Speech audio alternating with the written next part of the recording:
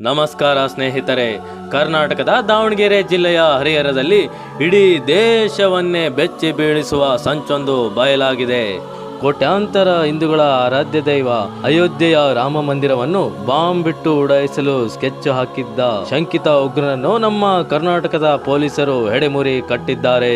ಹರಿಹರದ ಬನ್ನಿಕೋಡು ಗ್ರಾಮದಲ್ಲಿ ಪೇಂಟರ್ ಸೋಗಿನಲ್ಲಿ ಅಡಗಿದ್ದ ಈತನ ಅಸಲಿ ಮುಖವಾಡ ಈಗ ಬಯಲಾಗಿದೆ. ಆತ ಯಾರು? ಆತನ ಮೊಬೈಲ್ನಲ್ಲಿ ಸಿಕ್ಕ ಸ್ಫೋಟಕ ಆಡಿಯೋದಲ್ಲಿ ಏನಿದೆ? ಪಾಕಿಸ್ತಾನದ ಲಿಂಕ್ ಬಯಲಾಗಿದ್ದು ಹೇಗೆ? ಈ ಸಂಪೂರ್ಣ ಮಾಹಿತಿಯನ್ನು ಈ ವಿಡಿಯೋದಲ್ಲಿ ಬಿಚ್ಚಿಡಲಿದ್ದೇವೆ. ಸ್ನೇಹಿತರೆ, ಬಂಧಿತ ಶಂಕಿತ ಉಗ್ರನನ್ನು ಉತ್ತರ ಪ್ರದೇಶದ ಸಾರಾನ್ ಜಿಲ್ಲೆಯ ಲಕ್ನೋತಿ ಗ್ರಾಮದ ಸುಹೇಲ್ ಎಂದು ಗುರುತಿಸಲಾಗಿದೆ.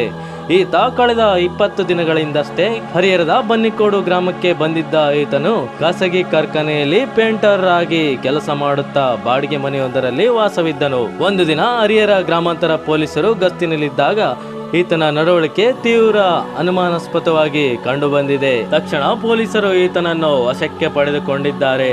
ಈತನನ್ನು ತಪಾಸಣೆ ನಡೆಸಿದಾಗ ಬಯಲಾಗಿದೆ ಧಕ್ಕೆ ತರುವಂತಹ ಭಯಾನಕ ರಹಸ್ಯಗಳು. ವಿಚಾರಣೆ ವೇಳೆ ಪೊಲೀಸರ ಮುಂದೆ ಈ ಶಂಕಿತ ಉಗ್ರ ಸುಹೇಲ್ ಬಾಯ್ಬಿಟ್ಟಿರೋ ವಿಚಾರ ನಿಜಕ್ಕೂ ಬೆಚ್ಚಿ ಬೀಳಿಸುವಂತಿದೆ.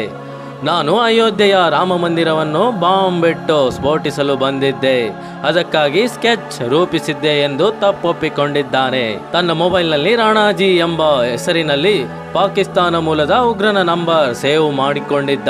ಈತನ ಜೊತೆ ಉರ್ದು ಮಿಶ್ರಿತ ಹಿಂದಿಯಲ್ಲಿ ನಿರಂತರವಾಗಿ ಮಾತನಾಡುತ್ತಿದ್ದ ಆಡಿಯೋ ಕ್ಲಿಪ್ಗಳು ಈಗ ಬಯಲಾಗಿವೆ.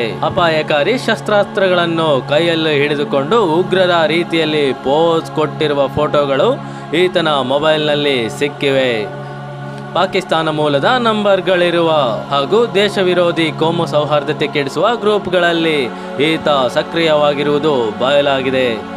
ಇತ್ತೀಚೆಗಷ್ಟೇ ತುಮಕೂರಿನಲ್ಲಿ ಅಲ್ಲಾ ಬಕ್ಷಿ ಮತ್ತು ದಾವಣಗೆರೆಯ ಜಮೀರ್ ಖಾನ್ ಎಂಬಿಬ್ಬರನ್ನು ಪಾಕಿಸ್ತಾನ ಮೂಲದ ಹ್ಯಾಂಡ್ಲರ್ ಜೊತೆ ಸಂಪರ್ಕದಲ್ಲಿದ್ದ ಆರೋಪದ ಮೇಲೆ ಬಂಧಿಸಲಾಗಿತ್ತು. ಈಗ ಹರಿಹರದ ಬನ್ನಿಕೋಡಿನಲ್ಲಿ ಸಿಕ್ಕಿ ಬಿದ್ದಿರುವ ಸುಹೇಲ್ಗೂ ಹಾಗೂ ಆ ಪ್ರಕರಣಕ್ಕೂ ಏನಾದರೂ ಸಾಮ್ಯತೆ ಇದೆಯಾ? ಇವರೆಲ್ಲರೂ ಸೇರಿ ಕರ್ನಾಟಕದಲ್ಲಿ ಕುಳಿತು ಜಾಗತಿಕ ಮಟ್ಟದಲ್ಲಿ ಉಗ್ರರ ನೆಟ್ವರ್ಕ್ ಮೂಲಕ ಭಾರತದಲ್ಲಿ ವಿಧ್ವಂಸಕ ಕೃತ್ಯಕ್ಕೆ ಸಂಚು ರೂಪಿಸಿದ್ದಾರಾ ಎಂಬುದನ್ನು ತನಿಖಾ ಸಂಸ್ಥೆಗಳು ಆಳವಾದ ತನಿಖೆ ಕೈಗೊಂಡಿವೆ. ಪೊಲೀಸರು ಸುಹೇಲ್ನನ್ನು ಹರಿಹರ ನ್ಯಾಯಾಲಯಕ್ಕೆ ಹಾಜರುಪಡಿಸಿದ್ದು ಸದ್ಯಕ್ಕೆ ತನಿಖೆ ಚುರುಕಿನಿಂದ ಸಾಗಿದೆ.